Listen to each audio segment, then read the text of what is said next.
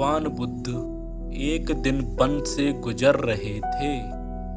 रास्ते में एक व्यक्ति जमीन खोद रहा था।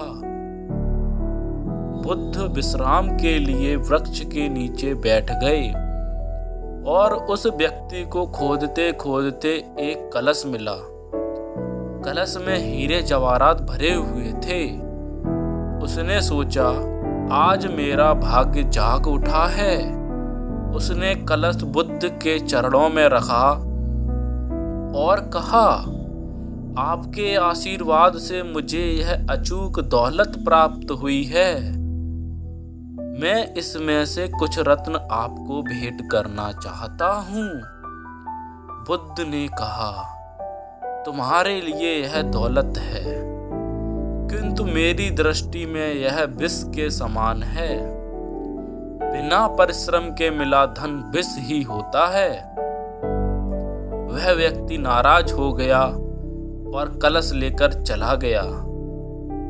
उसने हीरे जवाहरात बेचकर संपत्ति कमाई और खरीदी और दरिद्र से धनवान हो गया। लेकिन किसी ईर्ष्यालु ने राजा से शिकायत कर दी कि जमीन में दबा धन राजकोष का होता है। आमुख व्यक्ति ने निजी काम में लाकर नियम का उल्लंघन किया है। राजा ने उस व्यक्ति को पकड़वा कर कलश जमा करने को कहा, तो उसने सच्ची सच्ची बात बता दी कि मैंने हीरे जवाहरात बेचकर संपत्ति खरीद ली है। राजा के आदेश से उसे परिवार सहित जेल में डलवा दिया गया और उसकी सारी संपत्ति जब्त कर ली गई।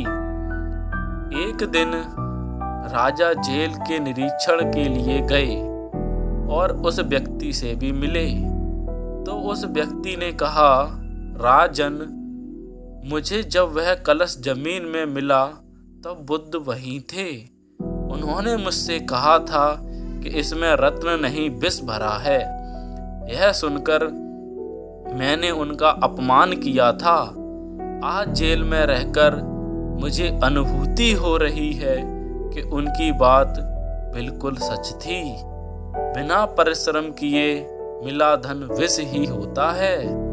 मैं एक बार भगवान बुद्ध के दर्शन करके उनसे क्षमा मांगना चाहता हूँ। राजा ने भगवान बुद्ध को ससम्मान राज्य में आमंत्रित किया। जेल से निकालकर उस व्यक्ति को बुद्ध के पास ले जाया गया। उसने बुद्ध के चरणों में बैठकर माफी मांगी और कहा कि आपकी बात बिल्कुल सत्य थी। कलश में वास्तव में विष था जिसने मुझे जेल भिजवाया। बुद्ध के आदेश से राजा ने उसे जेल से रिहा कर दिया। उसने उसी दिन से परिश्रम से धन प्राप्त किया और अपना जीवन यापन शुरू कर दिया। दोस्तों, इस कहानी से हमें यह सीख मिलती है कि हमें जीवन में कभी भी शॉर्टकट नहीं अपनाना चाहिए, क्योंकि शॉर्टकट से मिली सफलता क्षणिक होती है, वह लंबे समय तक नहीं चलती।